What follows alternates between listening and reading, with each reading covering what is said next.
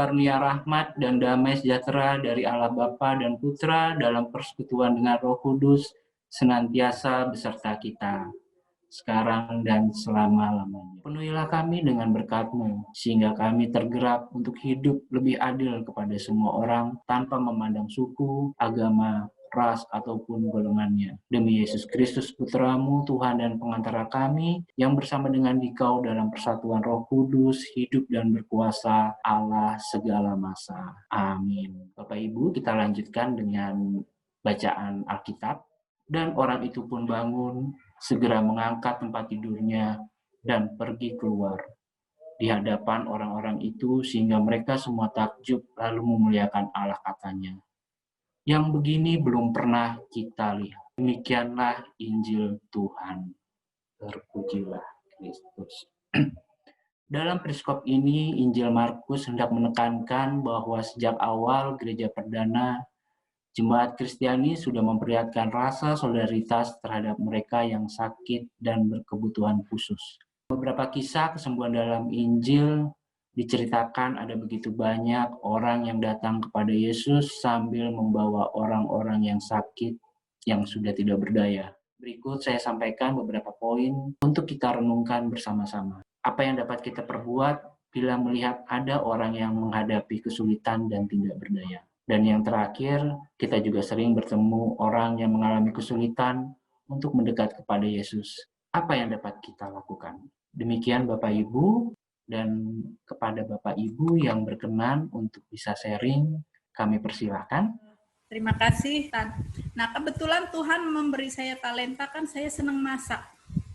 Jadi aktivitas yang saya sukai itu, saya terapkan dalam saya mencoba untuk berbagi. Nah, dari awal COVID sampai sekarang, saya sudah selalu mempunyai niat, dan semoga untuk selanjutnya juga tidak hanya semasa COVID saja. Jadi seminggu sekali saya selalu berbagi yang rutin. Di luar itu, selama saya ada rezeki lebih, saya akan mencoba. Itu hanya sebagai ucapan syukur, tanpa saya melihat nilainya. Berapapun yang saya keluarin, saya tidak pernah menilai, kadang sedikit, kadang sebanyak, itu juga relatif. Tapi buat saya, yang inilah yang saya bisa lakukan, dan saya ikhlas. Itu aja, saya hanya mengambil salah satu di dalam ayat dalam satu kitab suci, bahwa kita bisa berbagi itu kalau kita ikhlas. Itu aja. Kasih Tuhan tidak melihat siapa yang ditolong. Kasih banyak di Injil juga bahkan kita mengasihi musuh, kita mengasihi orang yang kita benci, bukan membalas menampar pipi, tapi mau memberikan pipi kiri.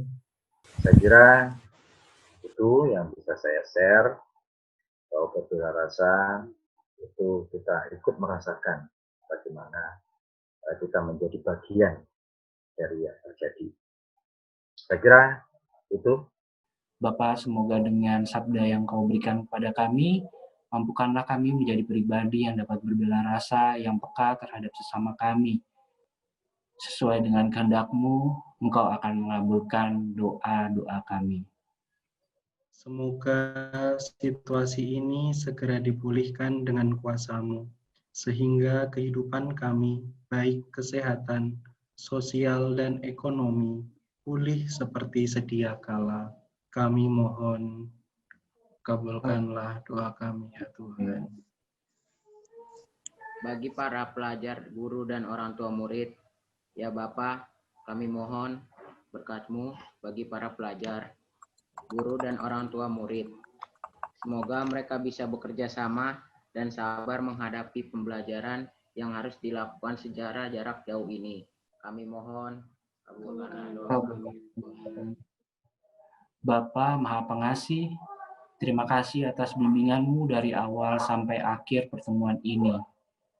Demi Yesus Kristus, Tuhan dan pengantara kami, yang hidup bersatu dengan Dikau dan Roh Kudus, kini dan sepanjang masa. Amin. Tuhan beserta kita sekarang dan selama-lamanya. Semoga kita sekalian dilimpahi oleh berkat Allah yang Maha Kuasa, dalam nama Bapa dan Putra dan Roh Kudus. Amin.